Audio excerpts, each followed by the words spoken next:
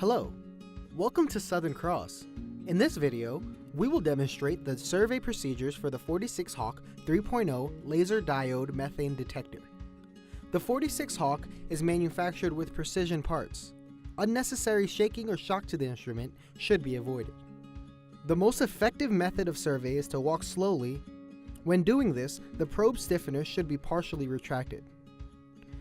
Operators should test all likely leak, venting, and visual leak indications.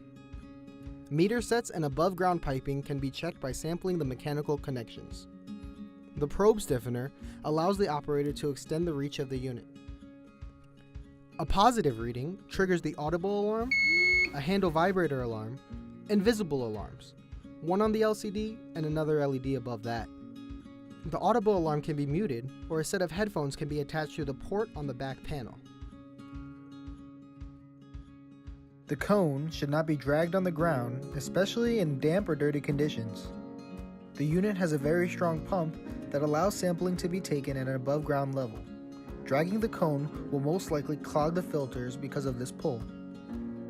To eliminate warm-up delays after brief breaks away from the unit, it is best to leave the 46 Hawk running, since turning the unit off will require up to 3 minutes to warm up.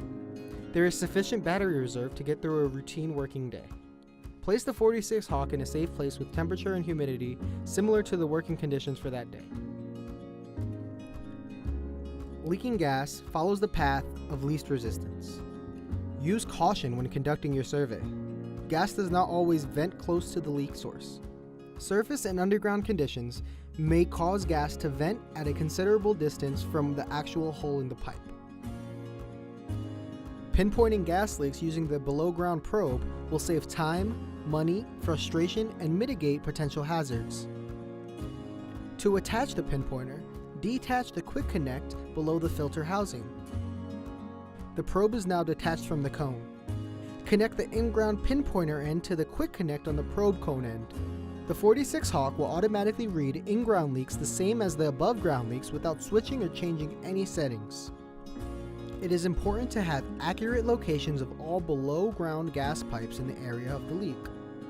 Make use of available maps, drawings, locate marks, and your own expertise.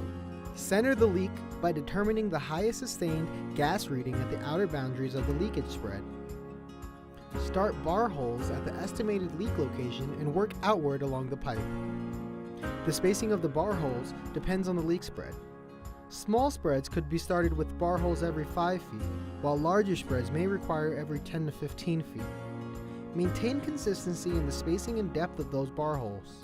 The bar holes must be taken to probe depth for the most accurate pinpointing. Most importantly, be careful not to damage the pipe. All below ground readings must be taken at an equal depth. The highest sustained reading usually indicates the leak location. Additional bar holes can be made to narrow the source of the leak.